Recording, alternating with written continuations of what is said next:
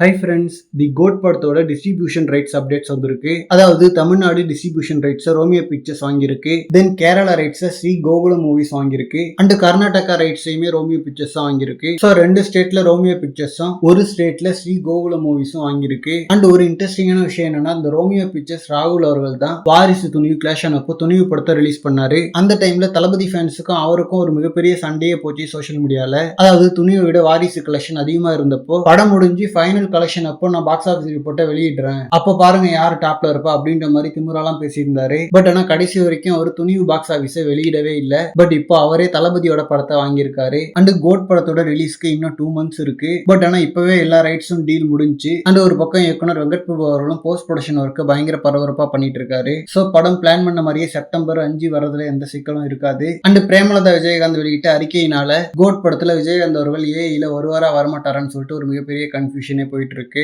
ஏன்னா இந்த அறிக்கையை பார்த்துட்டு கோட் டீம் என்ன முடிவெடுப்பாங்கன்னு தெரியல. ஏன்னா ரொம்ப சீன் போடுறாங்கன்னு சொல்லிட்டு கேப்டனுக்கு பதிலா வேற யாராவது ஆக்டரை கேமியோ ரோல் பண்ண வைக்கிறதுக்கு வாய்ப்புகள் இருக்கு. ஏன்னா தளபதி கேப்டன் கேமியோ பண்ணா படம் கொஞ்சம் எக்ஸ்ட்ரா கலெக்ஷன் பண்ணுன்றதுக்காக தளபதி கேட்கல. ஆரம்ப காலத்துல கெரியர்ல ஹெல்ப் பண்ண அவருக்கு நம்மளால முடிஞ்ச ஒரு சின்ன ட்ரிபியூட்டா இருக்கட்டும்னு சொல்லிட்டு தான் இந்த ரோல் அப்ரோச் பண்ணிருப்பாங்க. ஸோ அதனால இவங்க ஓவரா சீன் போட்டாங்கன்னா கேப்டன் வர இருக்கிற ரோலை வேற யாராவது பண்ண வச்சுட்டு போயிட்டே இருப்பாங்க. ஓகே ஃப்ரெண்ட்ஸ், என்ன நடக்குதுன்னு சொல்லிட்டு வெயிட் பண்ணி பார்க்கலாம். அண்ட் இந்த மாதிரி தி கோட் பத்தின ஹாட்டான அப்டேட்ஸ்க்கு நம்ம G4 சேனலை சப்ஸ்கிரைப் பண்ணுங்க. தேங்க்யூ.